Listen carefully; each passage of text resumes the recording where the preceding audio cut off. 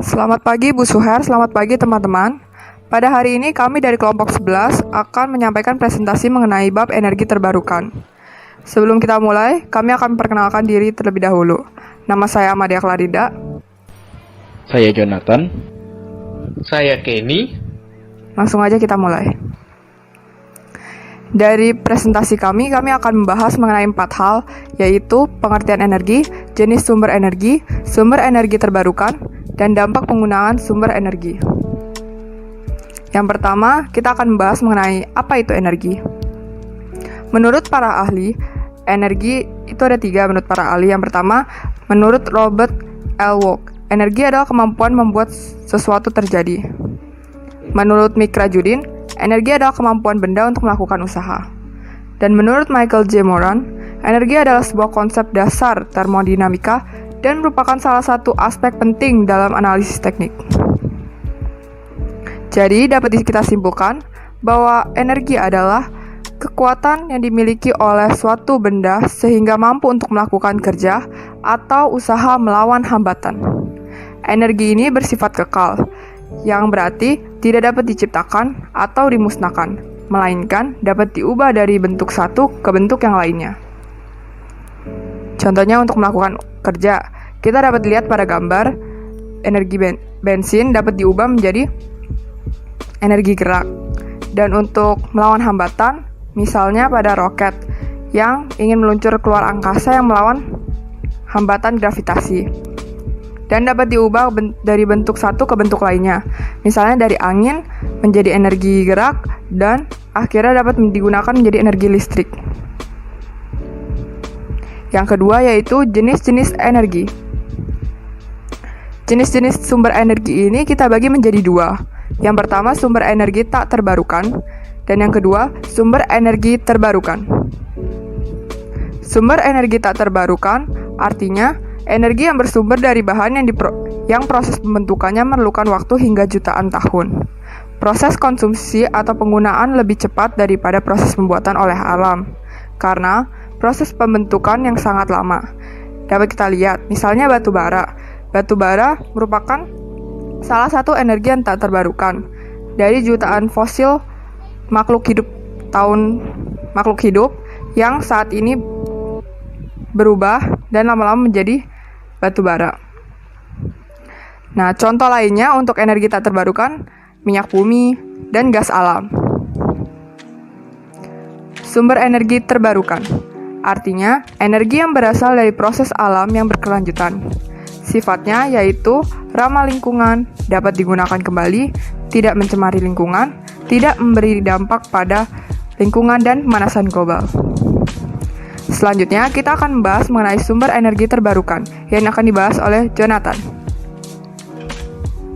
Sekarang kita akan membahas sumber energi terbarukan.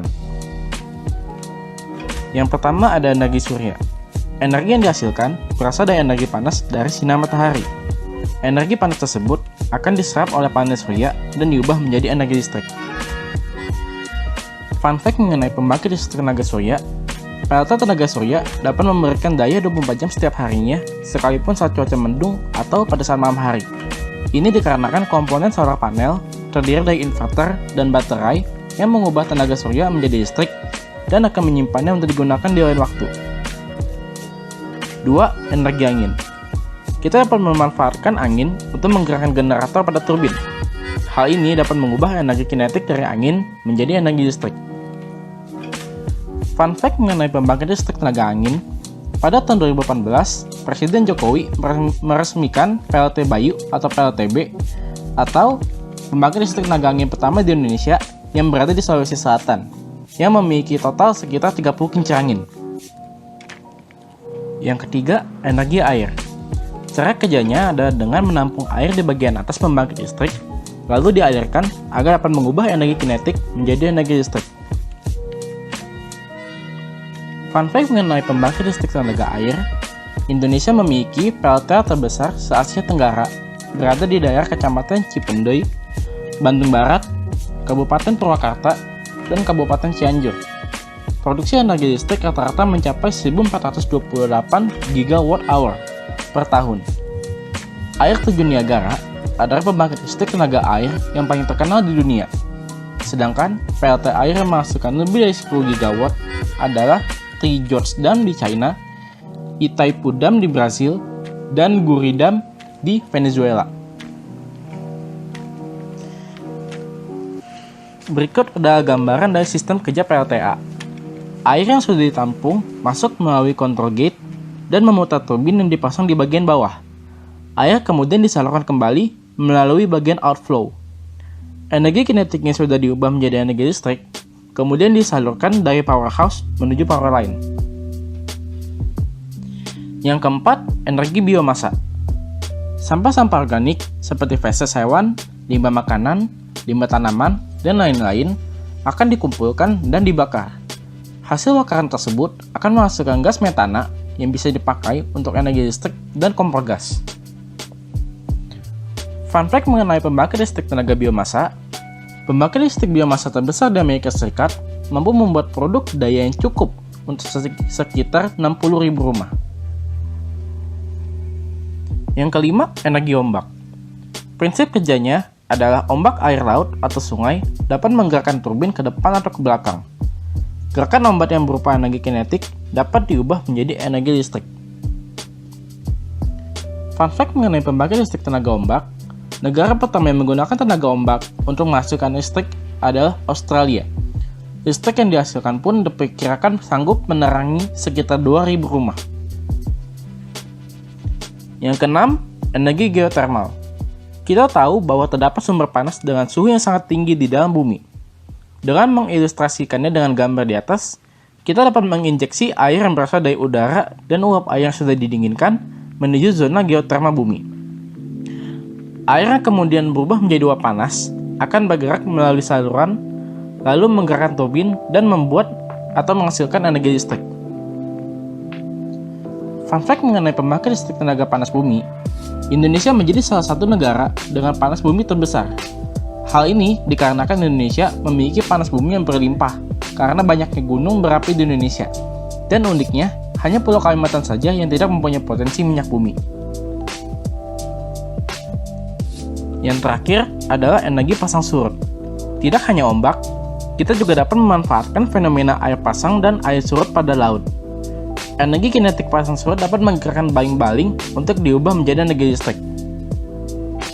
Fun fact mengenai pembangkit listrik tenaga pasang surut, faktanya, pembangkit listrik tenaga pasang surut di Flores, NTT, merupakan PLT terbesar di dunia, yang berpotensi menghasilkan 300 MW. Dengan adanya pembangkit listrik ini, besarnya tingkat pemerataan infrastruktur listrik di Indonesia dapat meningkat pesat, dan mulai tidak bergantung pada sumber tak terbarukan. Nah, tadi kan sudah dijelaskan tuh sama Klarin tentang pengertian energi dan jenis-jenis dari energi. Sedangkan Jonathan sudah menjelaskan tentang sumber-sumber dari energi terbarukan. Sekarang saya akan menjelaskan tentang pro dan kontra pada tiap-tiap jenis penggunaan sumber daya energi. Nah, mari kita mulai. Yang pertama, kita ada energi ombak. Energi ombak ini memiliki pro dan kontra. Kita mulai kontra dulu ya. Yang pertama, teknologi energi tenaga ombak yang belum berkembang. Nah, kalau kalian masih ingat di sebelumnya, pembangkit tenaga listrik ombak memerlukan teknologi yang khusus dan cukup kompleks, sehingga untuk membangunnya itu kita membutuhkan teknisi-teknisi dari luar untuk bekerja sama dengan kita, sehingga kita nggak bisa mandiri nih, masih belum bisa mandiri. Yang kedua, tenaga ombak ini dia membutuhkan biaya besar karena tadi udah bilang mesin-mesin itu butuh yang kompleks, sehingga untuk membangun PLT ombak memerlukan biaya besar, sehingga anggarannya itu harus difokuskan kepada tenaga ombak ini. Ya, membutuhkan biaya besar. Yang ketiga, tembok pengelola arus bisa mengganggu keseimbangan hayati ekosistem lokal. Karena kita membangun mesin-mesin ini di ombak, sehingga pasti akan ada dampak terhadap keseimbangan hayati dan ekosistem lokal. Yang keempat, proyeknya ini membutuhkan lokasi yang cukup kuat secara konsisten. Instalasi pembangkit tenaga listrik gelombang juga harus dibangun dengan sangat kuat agar memenuhi kondisi cuaca yang buruk. Nah, ini penjelasan dari poin 1 dan poin 2. Karena kita bersama dengan ombak, sehingga mesin-mesinnya ini harus dibangun dengan sangat kuat agar dapat menahan kondisi cuaca yang buruk seandainya ada. Jadi dibutuhkan teknologi yang berkembang dan harus menentukan biaya yang besar. Sekarang kita akan masuk ke pro, keuntungan. Yang pertama, mencegah deburan ombak langsung ke pantai. Karena kalau sebelumnya itu saat nggak ada PLT ombak, ombak itu akan langsung mengikis daerah pantai. Tapi karena sekarang ada PLT ombak, dia bakal ketahan sama PLT ombak ini ombaknya, sehingga ombak nggak langsung mengikis daratan pantai. Yang kedua, memiliki keuntungan. Keuntungan adalah stabilitas ombak, karena ombak mudah untuk diprediksi. Nah, ini jelas. Karena kita tahu bahwa kalau tiba-tiba ada ombak yang tidak normal, sehingga kita lebih waspada gitu. Misalnya ada tsunami datang, maka kita tahu, oh ada tanda-tanda nih. Nah, makanya ini akan menguntungkan kita sehingga kita bisa lebih waspada. Kita masuk ke jenis yang kedua, energi air. Ya, kita mulai dari pro-nya dulu ya, keuntungannya pembuatannya efisien. Kenapa? Karena kita hanya membutuhkan yang pertama itu bendungan untuk membendung air di atas tadi sudah dijelaskan Jonathan. Dan yang kedua, kita hanya butuh generator sehingga kita bisa mengubah energi kinetiknya menjadi listrik. Yang kedua, bisa bertahan lama, jelas. Karena masih yang dibutuhkan cuma bendungan sama generator, pemeliharaannya nggak susah. Yang ketiga, biaya operasional dan pemeliharaan relatif rendah. Nah, ini jelas. Karena ya cuma bendungan doang sama generatornya tadi, sehingga pemeliharaannya itu lebih gampang gitu dan lebih murah juga. Sumber energi yang dapat diandalkan karena dapat menjamin pasokan listrik secara konstan. Nah, mengapa itu konstan? Karena dia hanya memanfaatkan air untuk menggerakkan generator yang diambil dari air pada ketinggian tinggi, sehingga selama ada hujan di bumi yang akan mengisi airnya itu ya pasti akan ada energi. Lalu yang keempat, bisa meningkatkan perekonomian rakyat karena pada umumnya daerah sekitar bendungan itu dijadikan tempat wisata. Nah, biasanya pemerintah Indonesia memanfaatkan bendungan-bendungan yang ada itu untuk menjadi tempat wisata, sehingga dia bisa meningkatkan perekonomian rakyat. Yang terakhir itu dengan menghasilkan limbah. Jelas, kita kan nggak pembakaran apa-apa, cuma menggerakkan generator saja sehingga tidak menghasilkan limbah-limbah yang berbahaya untuk lingkungan. Nah, gimana untuk kontranya? Kontranya, yang pertama, mengganggu keseimbangan ekosistem sungai atau danau karena dibangunnya bendungan. Karena kita membendung suatu air itu, sehingga ekosistem itu keganggu. Karena harusnya air itu mengalir bisa lebih sedikit, atau kita bisa mendung sehingga air itu berkurangnya, ketinggian air itu bisa berkurang sehingga mengganggu keseimbangan ekosistem sungai. Yang kedua, itu pembangunan bendungannya itu memakan biaya dan waktu yang lama. Ya, itu sudah cukup jelas lah. Kerusakan pada bendungan dapat menyebabkan resiko kecelakaan dan kerugian yang sangat besar. Misalnya kalau suatu kejadian, misalnya bendungannya pecah, maka air langsung datang, masuk semua, menghancurkan pemukiman warga yang di area bendungan, sehingga kerugian yang akan dialami itu akan sangat besar. Yang ketiga, kita masuk energi panas bumi. Nah, kita mulai pro-nya dulu ya. Tidak menimbulkan suara bising. Dan yang satu lagi, menghasilkan listrik lebih besar, sekitar 90% dibanding dengan yang fosil. Nah, ini jelas keuntungan yang sangat besar untuk jika kita menggunakan energi panas bumi. Namun ada kontranya juga. Kontranya ya menimbulkan polusi di udara. Nah, seperti lihat di gambar ini, ada saat untuk memproses energi panas bumi akan terhasil emisi-emisi yang akan merugikan ekosistem kita. Yang kedua, penggunaan energi panas bumi dapat menghasilkan limbah, terutama limbah B3. Nah, saat kita memproses ini, kita juga akan menghasilkan limbah-limbah yang sangat berbahaya dan beracun. Yang keempat, energi nuklir. Nah, energi nuklir ini kita mulai dari pro-nya dulu aja nih. Pro-nya itu dia menghemat bahan bakar fosil. Yang kedua, dia membantu mengurangi hujan asam dan membatasi emisi gas rumah kaca. Nah, kenapa energi nuklir ini tidak menghasilkan emisi-emisi yang berbahaya? Emisi-emisi polusi udara ya, seperti karbon monoksida, dan lain-lain. Sehingga jika kita menggantikan kita menggantikan PLT fosil dan dengan PLT nuklir, maka jelas emisi yang akan dihasilkan itu akan berkurang. Sehingga peningkatan suhu global warming akan bisa lebih ditekan jika energi nuklir akan menggantikan energi fosil. Nah, yang kedua, kita akan masuk ke kontranya, kerugiannya. Yang pertama, itu dia bisa membahayakan dan mengancam keselamatan jiwa manusia dalam bentuk radiasi. Nah, walaupun dia nggak menghasilkan polusi udara, tapi dia menghasilkan bentuk-bentuk radiasi, sehingga mengancam keselamatan jiwa manusia yang bekerja di PLT nuklir ini. Radiasinya itu ada dua, ada radiasi langsung. Ini radiasi yang kalau radioaktif dipancarkan melalui kulit tubuh manusia. Berarti dia kontak direct secara langsung maupun tidak langsung.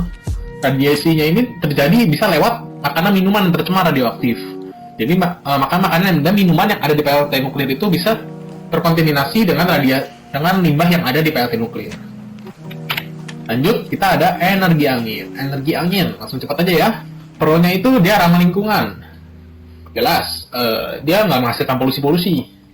Yang kedua, dapat diandalkan karena nggak butuh biaya, cuma memanfaatkan angin saja. Yang ketiga, nggak butuh tambang, pengendalian, pemindahan, nggak perlu. Dia cuma butuh turbin doang satu. Jadi kita nggak merusak ekosistem, nggak merusak tanah yang ada di sekitar area PLT angin ini. Nah, kontranya apa? Kontranya nggak mudah diprediksi. Belum tentu ada angin yang kencang tiap hari. Bisa aja nggak ada angin sehingga ya nggak konstan energinya. Yang kedua, memerlukan biaya yang tinggi untuk membangun dan biaya pemeliharaannya. Untuk memanfaatkan dengan secara maksimal, diperlukan turbin yang bisa dibilang cukup banyak, sehingga untuk membangun dan biaya pemeliharaan itu ya lumayan mahal. Yang ketiga, ancaman bagi makhluk lain seperti burung, karena dapat terluka jika terkena baling-baling. Ini cukup jelas lah ya, karena baling-baling ini berputar, bisa aja burung yang lewat itu bisa terluka dan bahkan bisa meninggal. Untuk dapat listrik yang besar, membutuhkan turbin angin yang banyak. Ini dijelaskan tadi ya, secara singkat. Ya. Lanjut ke energi surya. Energi surya, langsung cepet aja ya. Pro-nya ini dia tidak menghasilkan polusi karena nggak ada proses pembakaran dan sebagainya. Yang kedua, menghemat biaya pengeluaran listrik. Ya, karena ini dari tenaga matahari, sehingga ya kita nggak pakai biaya, nggak perlu apa-apa gitu. Cuma hanya memerlukan ininya saja, tabir suryanya. Energinya bersih, ya ini kayak tadi sudah saya jelaskan. Kalau kita pakai tenaga batu bara itu terbatas, sedangkan matahari itu tidak terbatas. Jadi selama matahari masih bersinar ya kita masih bisa memanfaatkannya. Tapi kelemahannya apa? Kelemahannya itu dalam membuat tabir surya ini kita membutuhkan sel fotovoltaik yang digunakan untuk membuat itu kita menggunakan beberapa bahan beracun dan bahan kimia. Yang kedua, pembangkit listrik tenaga surya terlalu besar bisa menyebabkan kerusakan ekosistem gurun dan dapat mematikan makhluk hidup yang lalu lalang di atasnya. Nah, kenapa ini bisa menyebabkan kerusakan? Karena faktanya menurut ilmuwan pernah meneliti bahwa kalau misalnya kita membangun PLT angin dan PLT surya di Gunung Sahara, gurun terbesar di bumi, maka ada potensi untuk meningkatkan curah air hujan dan dapat bisa menghijaukan daratan. Nah, buat ekosistem yang udah kebiasa dengan ekosistem gurun di Sahara, nah ini pasti akan merugikan. Apalagi kaktus yang hanya bisa bertahan hidup di tempat yang ekstrim gitu kan.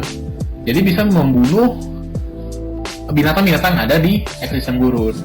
Yang terakhir, melakukan penanganan pembuangan khusus. Nah, udah jelasin poin pertama, kalau dalam pembuatan tabir surya ini beracun sehingga ya harus pembuangannya dan penanganannya itu harus dilakukan secara hati-hati.